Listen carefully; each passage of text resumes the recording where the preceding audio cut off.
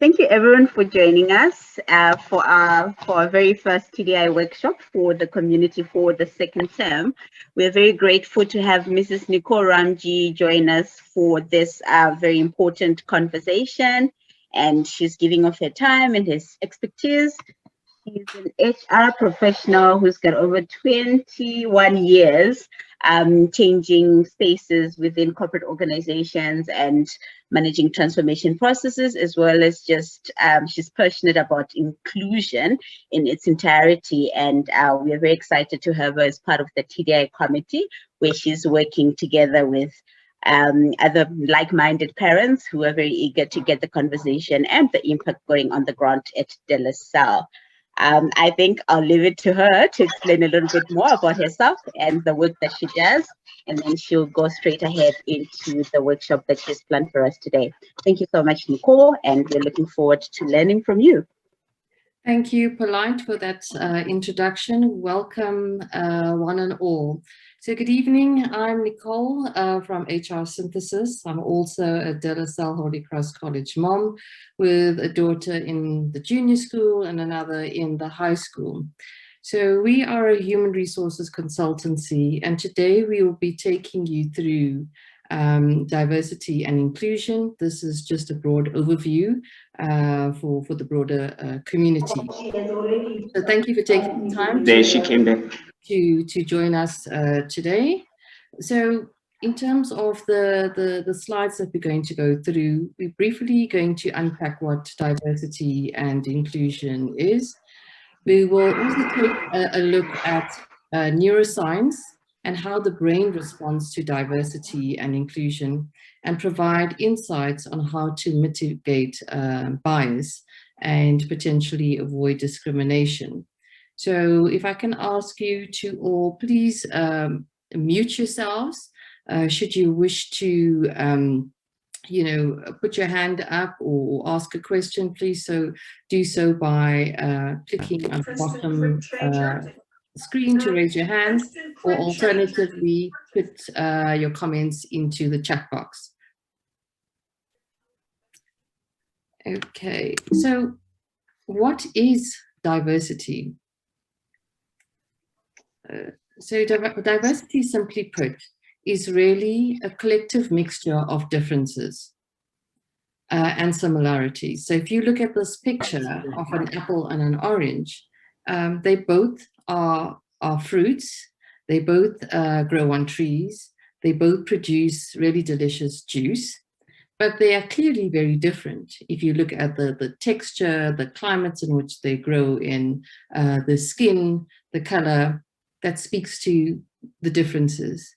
And ultimately, diversity comes down to respect, understanding, patience, tolerance, and acceptance. So if we practice these principles on a day-to-day basis, to be able to listen, the cat's going to smell the dog on you. The cat's going to be. Hi, sorry, can we please? Can you please put everybody on mute so that we can hear each other clearly? Thank you. Right, so managing diversity is really not a fancy term for getting to know each other. It's really more around understanding and finding common ground and a way in which we can work together and embrace each other's differences. So if we look at then discrimination.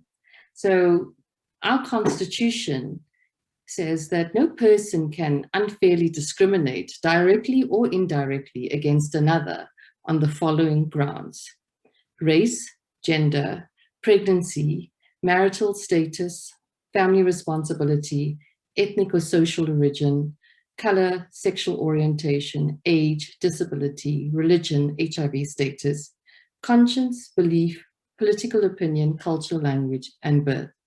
So that's a handful, but these are the grounds in which led to people being excluded in the past. And therefore, we have legislation that guides our moral principles, although this is something that should be ingrained from, from the home, and that we treat people equally, fairly, and respectfully.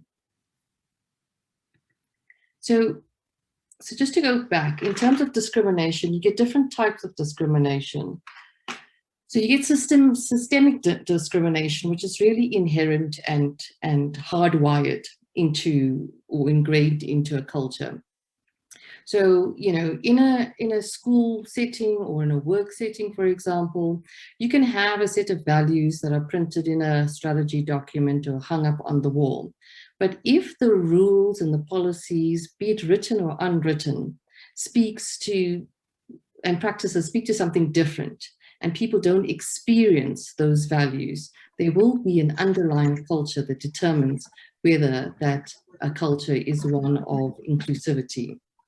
So we've got to be very mindful of, especially in our situation of where we are, if we place emphasis on one thing, are we then excluding something else? So as an example, if we place a particular emphasis on old boys and old girls, it could potentially exclude a population of the group that's of the school that's coming in as new people from diverse backgrounds that doesn't form part of the school's history.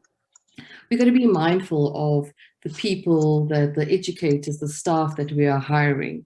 Are we hiring people that look like us or think like us? Or are we trying to bring in diversity in terms of skills and backgrounds to help bring a different color and flavor to the school in terms of our potential and what we're able to do?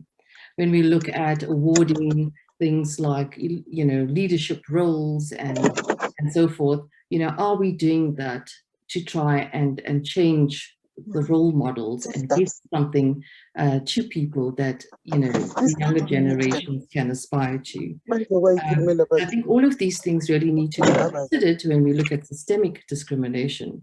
If you look at attitudinal discrimination, that refers to ageism, sexism, classism, racism, nepotism, credentialism. So if we only want to employ, as an example, educators that have a master's degree or a doctorate degree, we could potentially be excluding people that don't have that degree. And is that degree really a requirement to be able to perform that role at the school? Or are we setting the bar at a standard that's automatically going to exclude people? So it can exclude on a, this is a generalization, it can exclude people in terms of age, because you're not going to be 24 or 26 years old necessarily with a doctorate degree. So you've got to be mindful of those kinds of, unintended consequences when we are setting criteria that it doesn't eliminate any group or population. So moving on to inclusion then. What does inclusion mean? Inclusion refers to the behaviors and social norms that ensure people feel welcome. It creates a sense of belonging. So it's the achievement of an environment where all learners are treated fairly and respectfully, have equal opportunities and resources, and feel safe to participate and contribute meaningfully. And when I talk here of resources, it's not just the resources that the school provides, but also to appreciate and understand that the resources that a learner may or may not have, in their personal and, family or home context. So it's having that appreciation and understanding that not everybody has equal access, to the same privileges or to the same environment and same resources. So if you look at the distinction between diversity and inclusion, diversity is really the mix, and inclusion is making the mix work. So to say it differently, diversity is the what, and inclusion is the how. How do we get there? Because diversity does not automatically mean inclusion. You can have a very diverse looking college, but if the learners or the staff or the parents don't feel included, then it means nothing. Okay, so it's only what you see externally. It is not the feeling of warmth and being welcome and having that sense of belonging. So diversity is important in terms of representation and embracing and acknowledging that people are different. But inclusion is even more significant in that it is a space created for everyone to be able to to participate meaningfully. So inclusion goes very much hand in hand with psychological safety. And simply put, psychological safety means trust. So it's an environment in which people believe that they can speak up candidly with ideas, questions, concerns, and they feel safe to make mistakes. And it's vital for leveraging the benefits of diversity because it actually helps make inclusion a reality. So without psychological safety, you can have best policies around equal opportunities and diversity and inclusion. You can have lots of training and awareness. You can do all of those things. But if you don't have an environment, both in the written and unwritten form, that speaks to safety, that it's okay to fail, it's okay to make mistakes, it's okay to be who you are, it's okay to be different, learners will always, and as well as staff and educators, will always feel that they don't belong, and they'll never feel comfortable being their true selves. And I think as in a learning organization, this is what we want to be able to allow our children to have the opportunity to express themselves, obviously in a respectful manner, but to express themselves and to understand their own identity in a place where they feel welcome. Because if it's stifled at this level, the situation persists, going into universities, going into the working world, and so forth. And this is why after 27 years of democracy, we still have, certain, issues around transformation, and we still got a long way to go because we are not embracing that, and we're not creating the environment where people feel safe to be themselves. And so as a result, people will hold back and not fully participate. So why then is managing diversity and inclusion important? But before I get to that, what is managing and diversity and inclusion? So really it comes down to creating a space where we're able to accommodate the needs and values of learners and staff by integrating a diverse set of policies, practices, cultures, and systems. And this enables us to work, interact, and collaborate together, as well as to relate to each other with respect and understanding, in order to help students reach their maximum potential, in order to help learners as well as staff to thrive. So it's one thing recognizing that this is what diversity is, and we have a diverse group of people, but we need to be able to continuously manage it in everything that we do in order to have active participation, and that everyone feels and experiences the school in a way that this was a safe place for them to actually thrive, and they were valued and respected for who they are. Everything. So why is it important? I think it's essentially, as a learning environment, we are trying to prepare students for the real world, okay? And by creating engaged adults and creating a college that recognizes the contributions of all the students, we help them become active civil citizens, of society. So it starts here at a school level, and they take that on and champion the cause and learn to find their place in the world as they leave school. So it becomes very important that we instill that at an early age and in the schooling system. But obviously, the more common things around diversity and inclusion is that it promotes creativity and innovation. decision-making, and problem-solving skills. Because if we only functioned in a homogeneous environment, we'd only think in a certain way based on our skill sets, our exposure, our reality. And when it comes to diversity and inclusion, you're getting different perspectives and different thinking. And I'll explain to you a little later on how the brain functions and how that also leads us to be able to determine whether we are thinking, in terms of a bias, or we're thinking differently that allows us to breed more creativity and innovation. Another benefit is that inclusion is necessary for mutual learning. And I say mutual learning for educators and learners is because, as you know, when it comes to the topic of diversity and inclusion, no one person would have the answers. Not me, not Polite, not Lucius. Nobody can truly know and feel what the next person is experiencing. So, learning is important, and that comes hand in hand with humility.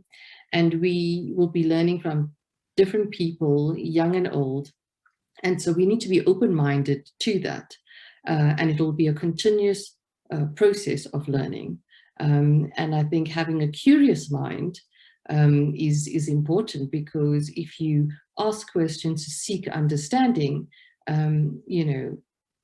both parties from different backgrounds can learn to embrace and understand where each other are coming from without any undue conflict or stress. Children learn and enrich their abilities to think critically and creatively when they engage in conversations across difference. So, in the South African context, we tend to shy away from talking about the past and what it has done and the ripple effect it's had, not just in the generations that lived in that time, but, we still see that very much present in today's world. So creating an opportunity for children to be able to speak about their differences, and this is all differences, whether it's race, gender, sexual orientation, religion, etc. This really allows the learners to, one, understand who they are and be able to understand their own abilities, their own attributes, and then embrace it, as well as have others learn about their peers and embrace it as well. It also assists learners to view themselves as people who belong to the community of learners in the classroom. And that's very important for a child's identity. And it'll help learners to thrive later on in life. So these kind of learnings and lessons and ability to identify who they are and be comfortable in that space, because it's made them feel warm and welcome in the school environment, that is something that they'll be able to take into the world thereafter. And they'll be able, as leaders and managers and business owners going forward, be able to put those practices in place because they've been able to learn those skills at school. The diversity jolts us into cognitive action in ways that homogeneity simply does not. So unless you open yourselves up to diverse experiences, you're really not going to be able to change your behavior and see things differently. There are other factors that are also important. So it's helping us deal with conflict, racial conflict at the college. It's making sure that we don't have a mismanagement of diversity, because that impacts negatively on learning, on engagement and productivity. So, sometimes you may ask yourself, why are students sitting back? Why are they not engaging? Why are they, reluctant to commit and to participate? And it could be that they are feeling the impacts of not being embraced, or not having a sense of belonging, and not having the freedom to express themselves. And so that's why managing diversity and inclusion is important. Things like, addressing the imbalances and exclusions of the past. There is a school meeting on diversity. Morally conscious, school, and ensuring that we create the diversity within the college, and to make sure that, you know, ultimately the values that we speak to, which we all love and embrace about the school, that it ties into an inclusive culture of learning.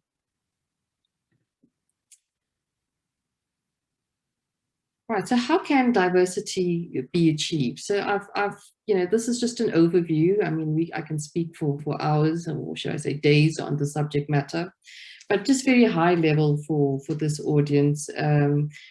It's the activities starting with training and awareness. So that's always something that's important, but it's ongoing training and awareness. In psychology, we say that it takes 8 times. You've got to communicate something 8 times before it registers with a person. So, you know, once-off memo, once-off training is not going to create that kind of awareness. And it's not something easy to train on, purely because the shift needs to come from within. And in order to change your behavior cognitively, you've got to be very conscious of your behaviors, and mitigate any kind of prejudice or bias. Then the next thing would be exercising sensitivity. So I think it's, you know, being tactful, being mindful, being conscious of the people around you, and whether there's some aspects of differences you may be able to see with the eye. For example, you know, the color of one's skin, you know, any religious symbol that will tell you what they are, but you're not always going to know, you know, and identify with every person. Not every clue is going to be that obvious. So you need to avoid, you know, saying things, using slurs, or making comments if you're not sure who's present in the room. So exercising sensitivity is important. A commitment to avoiding and challenging stereotypes. So it's so easy, and once again, I'll show you how the brain works. It's so easy to default to stereotypes that we have banked at the back of our brain. But you've got to be very mindful, once again, of the people surrounding you, and avoid using that. And to say that nobody is prejudiced and nobody has bias is incorrect. If you have a brain, you are naturally biased. That's just how the brain works. So this is something each and every person has to actively work towards in order to be inclusive of others. Active listening is very important. So as I said, you cannot work from a premise of knowing everything, irrespective of what background you come from. There's always room to listen and to hear other people's perspectives. Having a sense of openness and cultural humility is very important, because that's the way that you learn. And you've got to have that curious mind, as I've said, in order to understand what somebody else is going through, as opposed to having a sense of, I know I am right and my way is the right way. Another thing that we could do is let students define their own identities, as opposed to putting people in boxes. And this is where we create an environment that is not open and receptive, and it's not conducive for learning. Actively including people. If we do not actively include people, we then automatically exclude them. And I think every time we think of an activity that we're doing, whether it's, you know, with learners, you know, with the staff, with the educators, with parents, we've got to be mindful of reaching out and actively including people, even though we may send out an email or send out a communication that goes to everyone and it's consistent. But if we don't make sure that there is participation, we're going to go and find out, why are people from diverse groups not participating? Why are they not included? And find better ways to involve, communicate, and engage everyone. In terms of mitigating bias and unconscious behavior, so this is quite critical, not an easy thing to do. But I think once you understand what your biases are, you know how to accept them, label them, then it becomes easier to mitigate them. And once again, the humility would really help in checking yourself and getting others to check you and hold you accountable to these principles. And then adopting and instilling a growth mindset. So I think that's quite important, because it's not just for yourself, but with your learners and with your peers around you, to be able to look at things from a positive and from a learning perspective, as opposed to having a fixed mindset. So moving on then to what is a growth mindset. So really a growth mindset is somebody, as I've said, having a positive attitude that can overcome challenges, develop a set of skills that help them persevere no matter what, try new things, new techniques, and they actually feel that failure is okay, and they're more interested in learning and moving forward.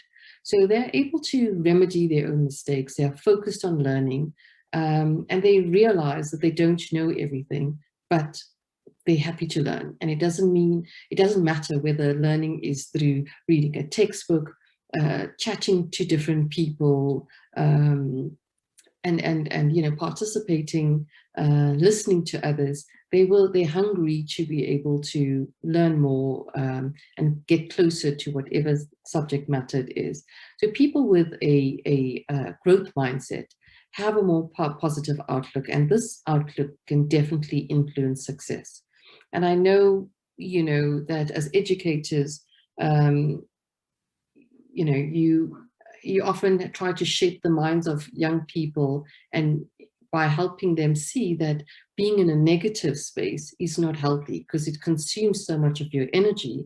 And if you just see things differently from a positive, you know, the glass half full, half empty perspective, and you see things from a positive perspective, then you see doors open up, then you see more possible solutions. So this is what a growth mindset refers to. So people with this mindset, then if they experience the threat or the unknown as a challenge, right? So threats create negative stress, and it undermines your productivity as well as your well-being, be it mental, physical, emotional well-being. And so when people are under threat, you know, it's that whole fight or flight, flock or freeze kind of response. But when you see this as challenges, challenges are more energizing. They help your brain function at its best, because you're suddenly inspired, you've got ideas, you want to try new things, you become adventurous, and you want to experiment. So a growth mindset is critical to changing the way we see others, and we don't see people that are different to us as a threat, but we see it as an opportunity to learn. So then what would be the difference between a growth mindset and a fixed mindset? So fixed mindset is something that you'll see more commonly. And this leads us to avoid mistakes at all costs, because we rather play it safe. We remain stuck in old ways of doing things. We stick to our old habits, and we have a one-track mind, and we see change as a major threat. So, you know, when a child says, I can't get this right, I can't tie my shoelace, I don't know how to do it, and they give up, that's a fixed mindset, because they're not willing to try. They don't want to keep making the same mistakes.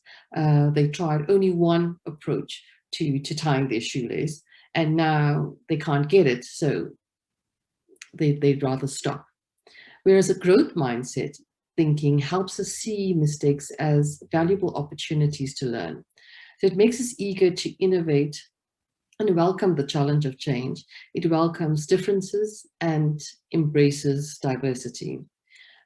So why all of this then becomes important is because the way in which we see it, our filter on the world, fixed versus a growth mindset, helps us determine whether we're able to build a bridge and recognize and embrace people that are different to us, different in the way they think, different in terms of their social background, different in the way that they look, and that is still respected and valued, and we have a curiosity to want to know and understand about those people. Okay, so Polite, are there any questions before I move on? Anything that you want to raise at this point in time? Hi, Nicole. No, there are no questions that I see that have come through. So I think everyone is just happy to go along. Okay, all right. Thanks. Okay, so now we get on to some exciting stuff around neuroscience, the neuroscience approach to diversity and inclusion. So I think everything that I've said previously is stuff that you know and you've done and you practice and you're well versed in. But I'm not sure how many of you understand the research and the science behind the brain and how it informs the way in which we act and behave. So there are 6 insights to the brain that I'm going to share with you today. So the first one being that the brain is a connection machine. So the brain is constantly making millions of connections every day. And these connections help drive people to take action, to decide what to do. But when the brain is unable to make a connection, and we can't think of a way out of a problem or out of a situation, then the brain reaches an impasse. The second thing is that up close, no 2 brains are alike. So everyone has a unique set of connections for how they think and act. Basic physical functions like using a limb, moving an arm, for example, uses the same circuits. However, if you want to think of more complex things like goals and motivations, so then it uses a more complex set of circuits. So how you solve a problem is exactly how you solve a problem. How I solve a problem would be very different because I would be using very different mental pathways to getting there. And that's why diversity becomes important, because my brain functions differently to your brain. So we could be working collectively in a team.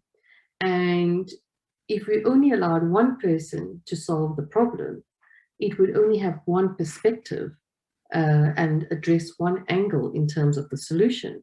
But when you have diverse people, you've got all these various brains that have different mental paths that are providing different insights and different solutions.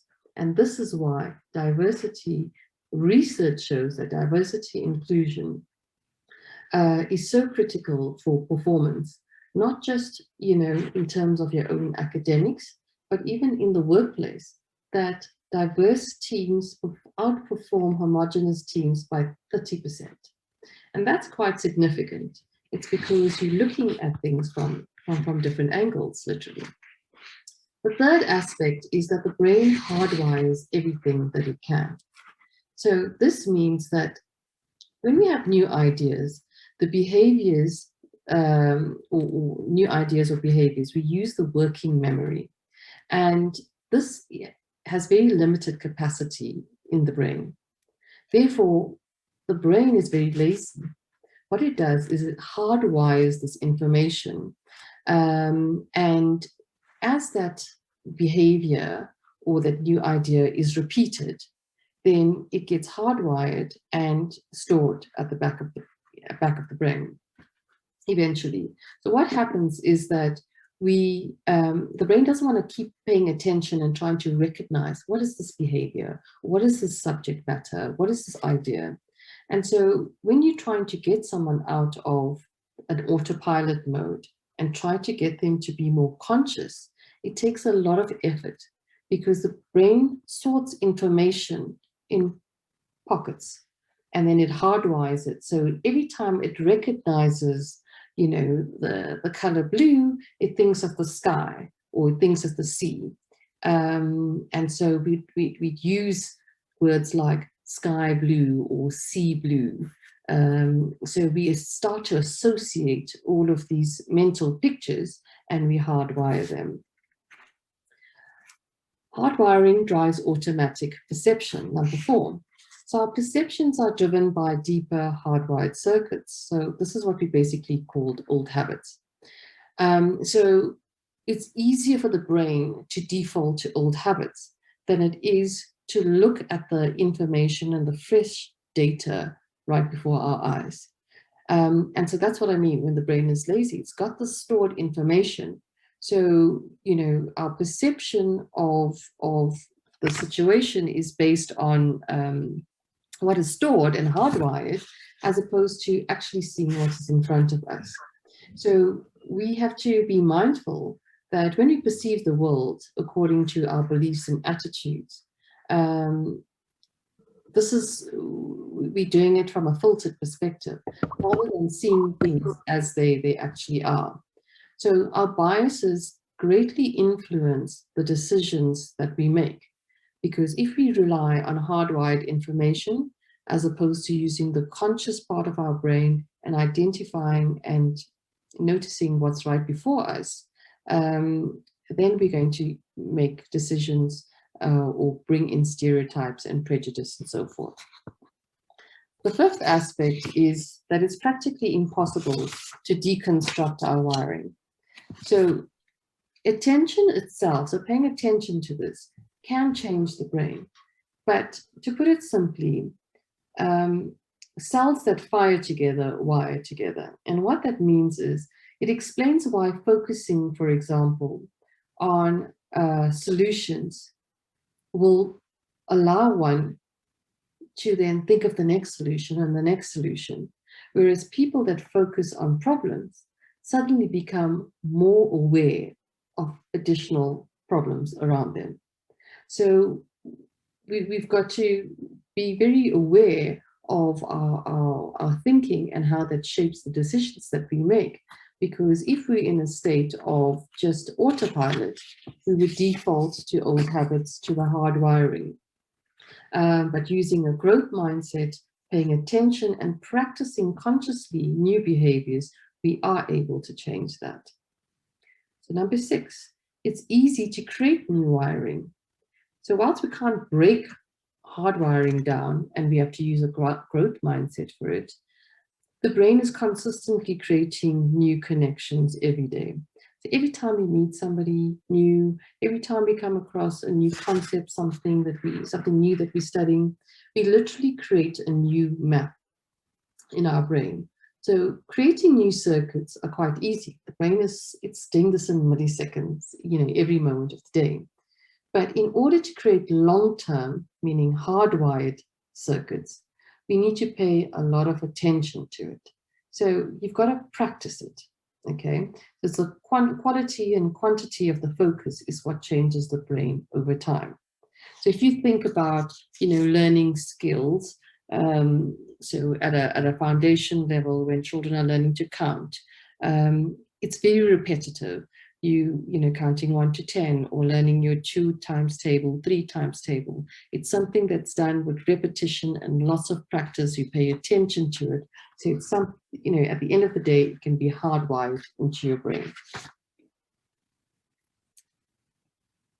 So if we look at the conscious brain, so the conscious brain refers to the prefrontal cortex. So it's literally just behind your forehead.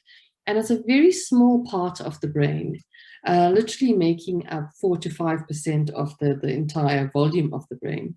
And this is where all the decision-making and the problem-solving happens. So it has a very small capacity, and so therefore it needs to be used very wisely. And for students and adults alike, I think understanding how the conscious brain works is very important. And it's important not to waste your time and waste the prefrontal cortex portion of your brain on a daily basis doing things that are not useful. So this is the part of the brain that really manages the high-level thinking processes, such as thinking, understanding, deciding, memorizing, inhibition, and recall. So it controls the way in which memory is used, and how we hold information in the short term. So if you somebody that wakes up early in the morning and you fresh early in the morning, and everybody's different, but if you're somebody that likes to start the day early and you're fresh, that's your prefrontal cortex ready for the day. And if you're doing things like, you know, scrolling on social media, attending to emails, it's actually not optimal use of your brain at that point in time, because if that's the time that you're most alert and most, you know, most creative, that's a time you should be designing things, writing things, you know, making important decisions. Because if you are a morning person and not an evening person, and you're choosing to do all of that, you know, interesting piece of work, making tough decisions, you know, writing important documentation, your brain is actually tired and it no longer can, you know, respond in a way that's alert and fresh and coming up with new ideas and being creative. So it's very important to understand how your body functions, how your brain functions, and that the prefrontal cortex is really the conscious part that when, you know, you are acquiring new information and you're learning and being creative. So it's important to use that. So say, for example, you're on a diet and you say to yourself, you're not going to eat chocolate cake for a month, or any cake for a month, and you've got a leftover piece of chocolate cake, and the morning is the time when you're fresh and alert, and that's the optimal time for the prefrontal cortex. And all you do is look at that chocolate cake, and you walk past the kitchen and you look at that cake and you're biting on your nails and you go, I shouldn't have it, and I shouldn't have it, and I shouldn't have it, and it's not good, sugar's not good for me, I need to stick to the diet. You're using up a very alert time and, you know, space in your brain to control something that is, you know, you need to find other ways in which you need to manage your diet and a healthy lifestyle. But that should be used to think creatively, to be productive, to perform. So that's why I say it's quite important that we're aware of how we use our conscious brain. So some of the limitations of a conscious brain is that it uses a lot of energy, and you have limited access to it. So you've got to be wise about the effort and that's used when using this part of the brain, that it's used for meaningful things. It is also a very small part of the brain, so it can only hold 4 pieces of information at any one time. So trying to bombard your brain, the conscious part of your brain, with information, it will reach a max where you're not absorbing anything anymore. So the working memory can only, you know, do one thing at a time. It works in a serial manner. So while you can hold several chunks of information, you only perform one conscious activity at a time, using the different chunks of information. So it's quite important that we use it wisely and not exhaust it, because if we do, we can either be fatigued or bored from one extreme, and then to the other extreme, being stressed and out of control, where you cannot absorb anything any further. The other thing to note is that the prefrontal cortex, or the conscious brain, is easily distracted. So if you are working on something important, but you're distracted by noise, by the piece of cake that's calling you, by, you know, the phone ringing, then it makes it that much harder to decide, to understand, to memorize, and so forth. So if this part of the brain is not used wisely, we're wasting that time. And why is all of this important? It's because this part of the brain helps us check ourselves and understand, are we operating with a particular bias or prejudice? And how can we stop ourselves? How can we mitigate the risk of coming across in a prejudicial way, or, you know, showing some kind of discrimination? And so that's the part of the brain that you really got to tap into to be able to change behaviors. And once you consistently do that and pay sufficient enough attention, you can then hardwire it to the the larger part of the brain. So let's talk about the unconscious brain. So the unconscious brain is where we hold the hardwired information. So it has a larger capacity, not easily distracted. Things like walking and talking, we just do it as involuntary, right? But what's important here is that we are able to move from a conscious to unconscious part, okay, in our brain by repeating an activity. So if you think of learning to drive a car, you go from never being able to drive a car, and then you then can do it with your eyes closed. It's because you practice and you paid attention to that skill, and it went from something conscious to unconscious. So it is possible to learn new ways of working with others, embracing others, and until it becomes something more naturally part of your being. The limbic system, on the other hand, and it's the diagram that I've shown here. This is the limbic portion, and this really is about where the emotions live, and so it's emotional connection. So what you may not realize is that the brain, in addition to being a processing unit, it also constantly is making us aware of any threats in our environment. So the brain's fundamental purpose is to keep us alive. So science teaches us that the brain scans for threat every 5 seconds in looking at people around us, what is being said, people's demeanor, and is constantly looking out to protect us by looking at what is a threat around us. So when you have a threat and that threat is consuming you, it can elicit that fight, flight, flock or freeze reaction. And that hinders the ability to think and process clearly. And I think the most important message here is that when we in this state of threat, that we cannot perform optimally in a school environment. We then retract and withdraw. People don't feel, students wouldn't feel safe. So this is why it's important to understand how the brain functions. So now let's go into unpacking bias. So as I've said before, the brain is inherently biased. If you have a brain, you are biased. And I think it's important that we accept that we are all biased, right? So it's not because you came from a certain district or a town in South Africa and that's why you're biased. The brain is wired that way.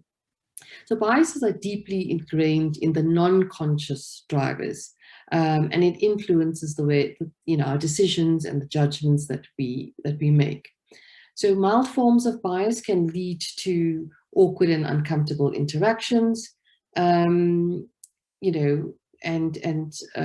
it arises when there's a lack of warmth or civility in a situation, whereas more extreme forms of bias can lead to tension and conflict, hostility, harassment, and aggression.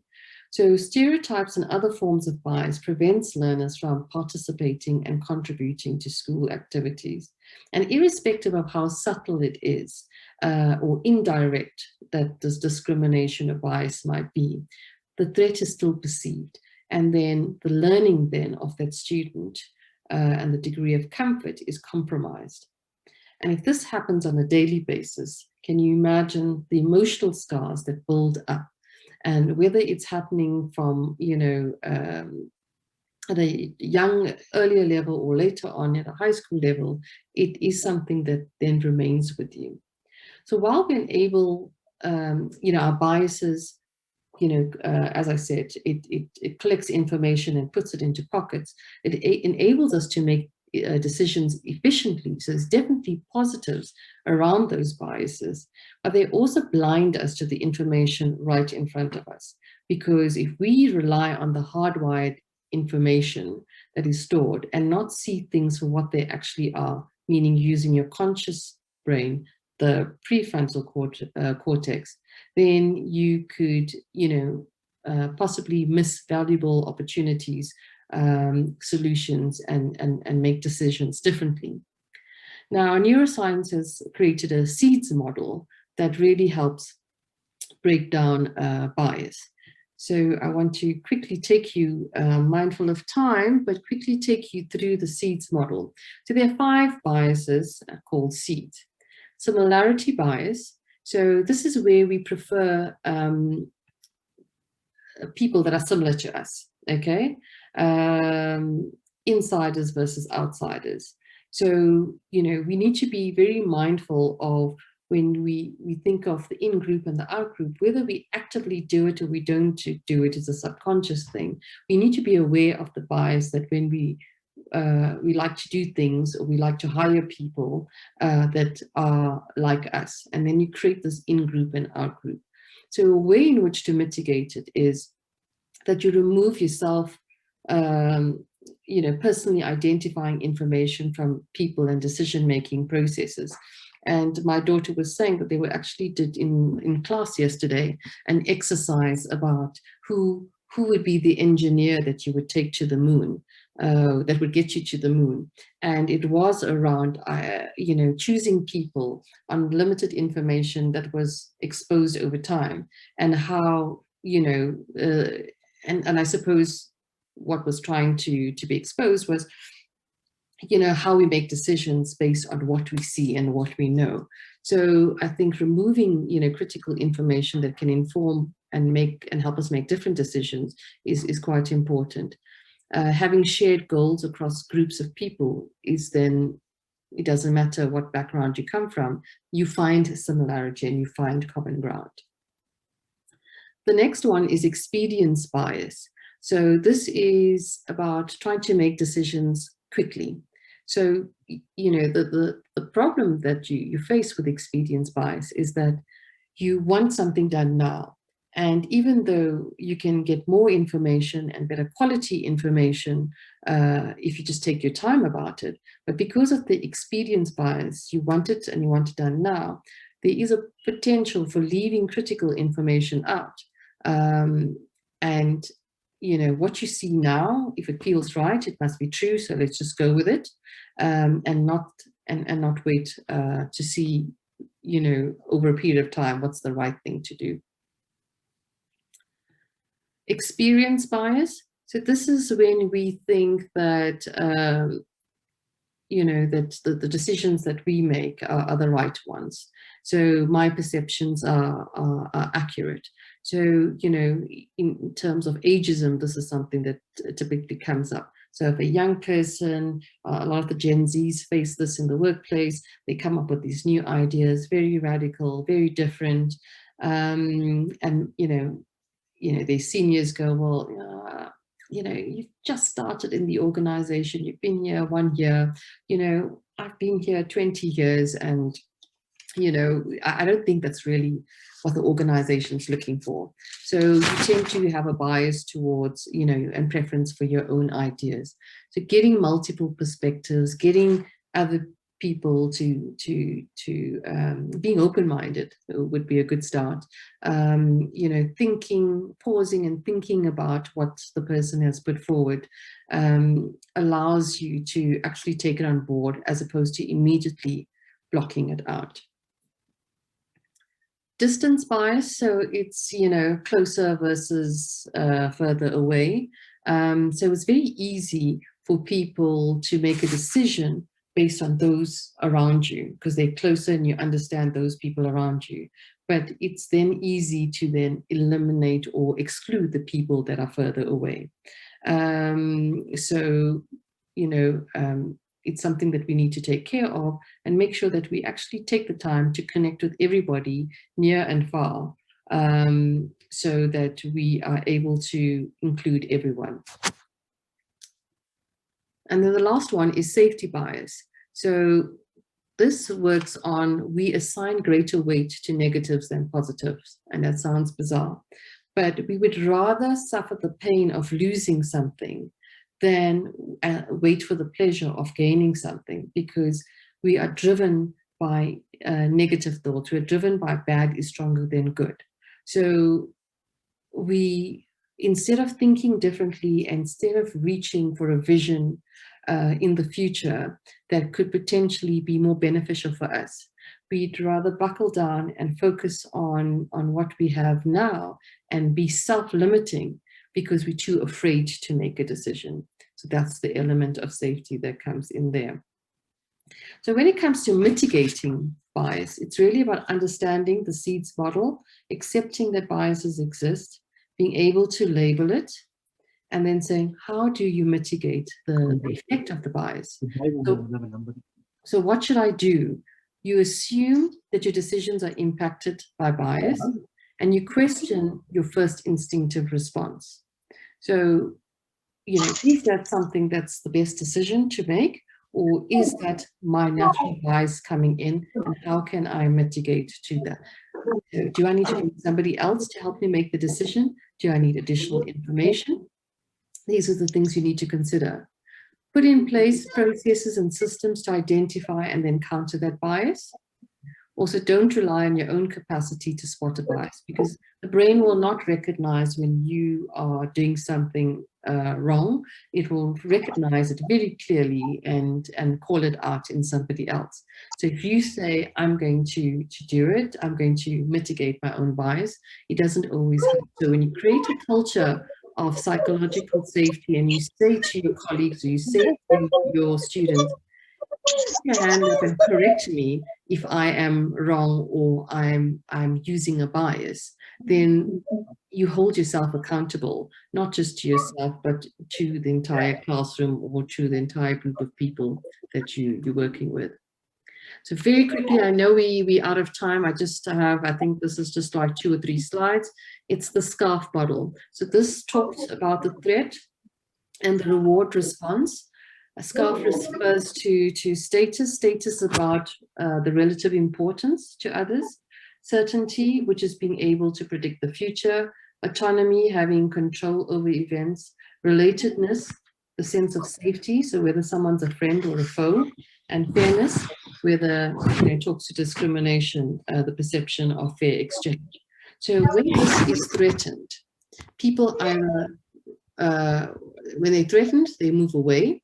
And if they feel safe, they will move towards. Okay. So this refers to, am I feeling respected and valued? Certainty, am I in the loop? Autonomy, am I given choices and control? Relatedness, do I belong? Fairness, do I get the credit and opportunities that others do? And so it's important in understanding how people feel, because if we create an environment of threat, it is not an optimal learning environment, and people will never feel safe in our school environment if they perceive that this is the state. If you look at threat and reward, we've got status. So when you give advice or give an instruction or exclude somebody, it's seen as a threat. You've got to be mindful of when somebody doesn't respond in the way that you expected them to respond from the great advice that you're giving them. But they're potentially seeing it as a threat, that they are not good enough, that you're telling them that they're not worthy. Whereas if you are receiving praise, positive feedback, and the improvements are noted, they will participate more and want to do more because they are in a state of reward. Polite, I see you had your hand up. Yes, can you mute NDR because they're not responsive to my message to mute themselves? At the very bottom, like if you go on the participants list and just scroll down, you should be able to see their name. Sorry for that. No problem.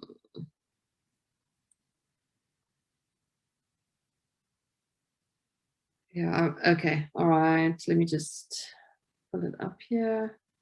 Okay, I think it's all quiet now. All right, so coming back to certainty then, the prospects of change or not knowing. So when expectations are not made clear and when behavior is incongruent, so based on the values of the school versus the behavior that's coming through, those mixed messages create a sense of threat.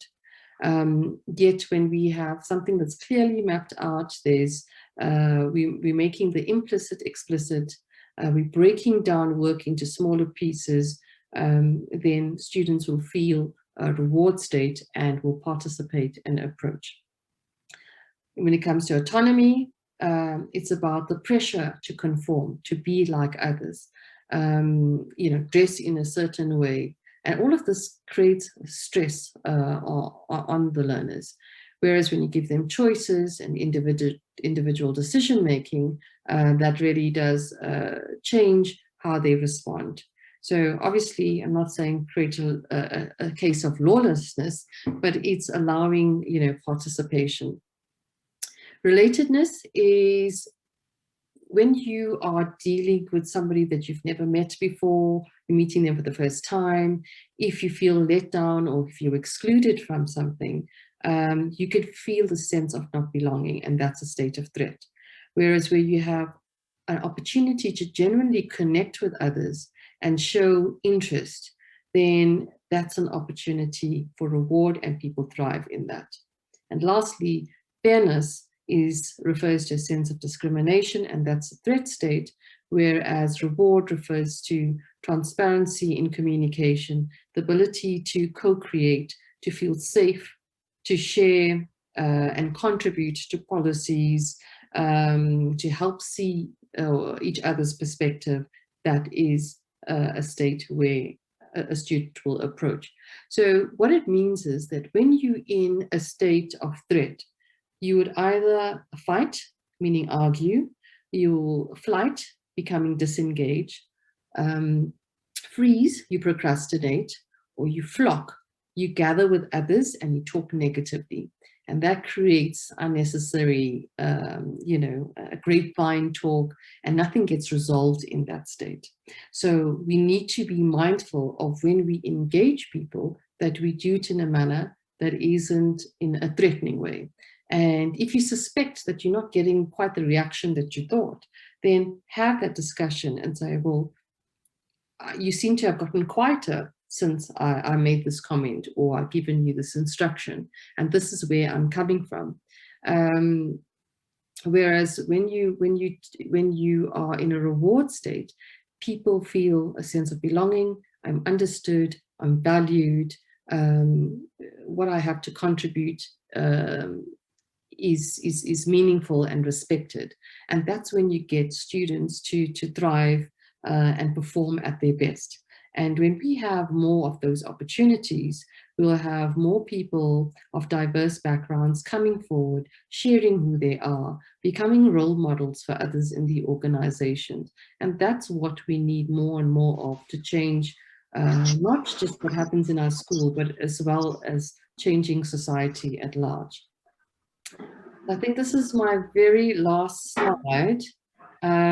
It's just around habits of inclusion, really finding common ground, creating that sense of belonging, lifting people up, making them feel valued and respected, and help create clarity, share information, and help people, make the right choices. Now, this is not an easy journey. It's not something that's going to happen overnight. It requires a response, a change, to think and feel differently, to always be mindful, to have that compassion and empathy for people that may be different. And as I said, there are some differences you can see and others that you can't. And it's only through connecting and engaging with our learners will we understand what it is that we're going through. So we're in a very lucky, in that we are able to have the privilege to attend a school such as ours, so steeped in good values and history. However, we cannot assume that everybody has a similar background because they're able to attend a school like ours, and everybody's dealing with their own circumstances, and from a cultural perspective and orientation perspective, there will always be differences because no two human beings are alike. So thank you very much for your time. I'm like 9 minutes over. I really appreciate you joining me today, and I hope you felt how the session was valuable. Okay, thank you very much. Can you hear me this time? Yes, yes. Can you hear me? Yes. Okay, thank you very much. So I'm told I have to switch off video so that the audio can also get a chance. So if you can't see me, at least you can hear me. I would like to thank you very much on behalf of the committee and the community, our school community. What a fantastic job. And I think this, not only does it give us purpose in what we are intending to achieve, from my side, it actually highlights just how rich our community is. You've been here all along, and this is the very first time that you are opening our eyes to that which we always have been needing. So thank you very much. I clap my hands for you for that one. And I don't see any questions as such, but I'm seeing suggestions in the chat, and that is also a positive note. So what we can also is to open it up through other channels to discuss it further, and also for any of our other committees to take up parts from here, because perhaps there could be something that we can do physically, including our community in the next medium term. Here, there might be something out of this that we can use to benefit us. But other than that, without keeping anybody else longer online, I am very impressed, and I'm also feeling that we are. Thank God for you. Thank you. Thank you. Thank you for the opportunity. Thank you so much, Nicole. That was very insightful. I learned a couple of new things, and you actually relate when you're explaining the different biases. It's like, oh, hold on. I didn't know that term exactly, but that's something I've actually done. So thank you very much for that. And then, yes, for the people asking and sending questions, I am going to put in the email address that you can send in any further questions or suggestions for future topics. We definitely welcome that. We want everybody to be engaged in the topics that we're talking about. And there's a question there: is religion a bias? How does the brain function in terms of religion and truth? That could be a very interesting workshop that can be conducted, but obviously we would need somebody with the right expertise and with the right Catholic experience to actually help us to understand that topic constructively. Thank you very much, everyone. Ms. Harris, I see you're online. Would you like to say something, or am I putting you on the spot? Not at all. Before we close off. I did put a message up, but I don't know if it came up to Nicole. Did my chat come up? No. Okay. Hi, Nicole. Hello, everybody. What I said on my message, Nicole, was thank you very much from a personal point of view, all I learned tonight, and also from a school point of view.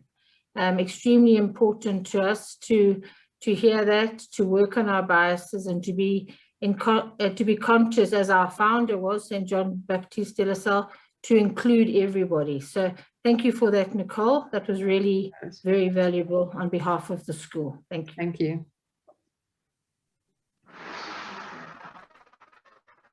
Thank you so much, everyone, for joining us. We really appreciate your time and your input, and we'll definitely provide the recording for everybody to view. And any questions, please email transformation@dlshcch.co.za, and we will get the relevant people to respond accordingly. And we will take up the suggestions seriously and set up other workshops for future discussions. So thank you so much, everyone. Have a lovely evening.